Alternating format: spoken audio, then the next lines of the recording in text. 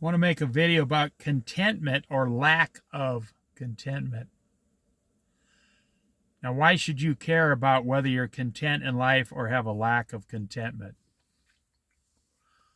Well, lack of contentment costs you 50% of your money, 50% of your time, 50% of your energy, 50% of your relationships, 50% of your relationship with God.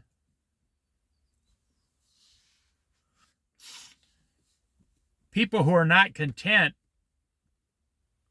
hardly ever receive peace. You see, lack of contentment leads to lack of love, lack of understanding, lack of peace, lack of joy or happiness. What is contentment? Contentment is a person who is content with everything they have. They usually can live on about half of what they have and still be fully content. A person that has contentment,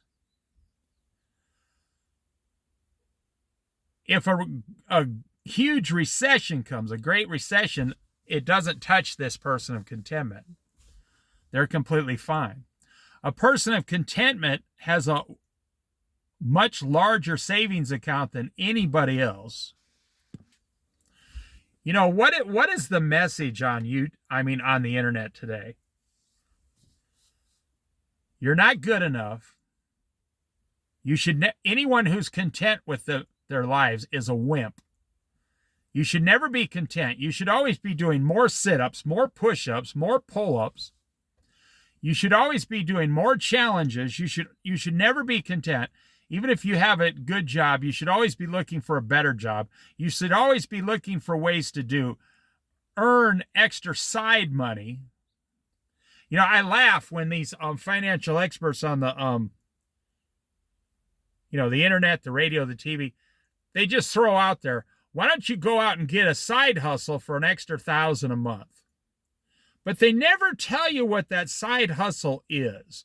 And these people, they're all worth, tens of millions of dollars. They made their money in real estate, but they're telling you, why don't you just go get a side hustle? Okay, well, where is it? Who's hiring? And how do you do it? And how much am I actually going to make after my expenses? See, when they throw out this financial advice or this life advice or this therapy advice, 99% of it does not line up with the Bible. You look at a sparrow. Look at a little sparrow. I'm looking at some sparrows out here and some blackbirds. They're content. They just go around. They eat all the bugs. I mean, if it wasn't for tiny birds, we'd have trillions of bugs in the air at all the time. So they go around, they eat all the bugs. They have a small nest. They don't collect things. They don't store. And in the winter, they fly south to warmer weather. The world's message in these last days, the world's message is you're not good enough and you need to go out there. There's one financial guy says you need to kill something and drag it home. And your only goal should be to be a millionaire through real estate. Well, that's not contentment. Now, let me tell you the life of a person with very little contentment. Now, I'm going to say in my 63 years on this earth, less than 15% of the people I've ever met are fully 100% content with life. And before I get into the other group, I want to tell you what qualities all these 15% fully content people had that I've personally met. They all had a relationship with Jesus Christ. They all prayed with their family holding hands. They all read the Bible and went to church. They even volunteered in the church. They all took care of their parents in their old age. They considered it as a joy to do it. They all had kind of just half jobs, but they thought they were the greatest jobs and they were completely happy. They all made less than $700 a week. Well, back in the day, they made less than $400 a week, 30 years ago. And they were completely content, completely satisfied and fully content with what they had. They had a small house with a mortgage, zero debt, and they never once had a car payment their whole life. And one other thing, content people, this group of 15% that I see in my life over 63 years, they all ate dinner 7 days a week with their family. The men never smoked, rarely drank. Their only concern was their family and their wife. And at night, the children weren't allowed out during weeknights. And on weekends, they were chaperoned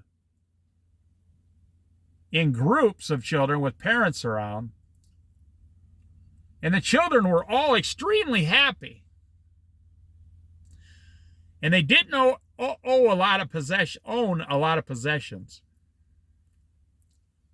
They made memories like taking pictures or throwing the softball or going to the park and having a picnic with the frisbee. You look at these geese at the end of the dock coming out there. There's geese with like 5 baby geese behind them right there. That's what a content person is. They like a goose, a male goose and a female goose. They take care of their young at all times. They never, ever, there's 1, 2, 3, 4, 5, 6, 7. 7, they're not babies. They're pretty bigger now. It's almost, it's the middle of May. These are the qualities that every content person I've seen has, but only about 15% of the people I've ever met. And they live the happiest lives. They die and they all go to heaven because they followed Jesus most of their life. And they could quote, 100 verses out of the Bible. And they were all gentle. Now, here's the qualities in the rest of the 85%. You're never satisfied with what you have. You're always looking for more. You're never satisfied with your income. You're never satisfied with the state you live in. You're always looking to go to another state.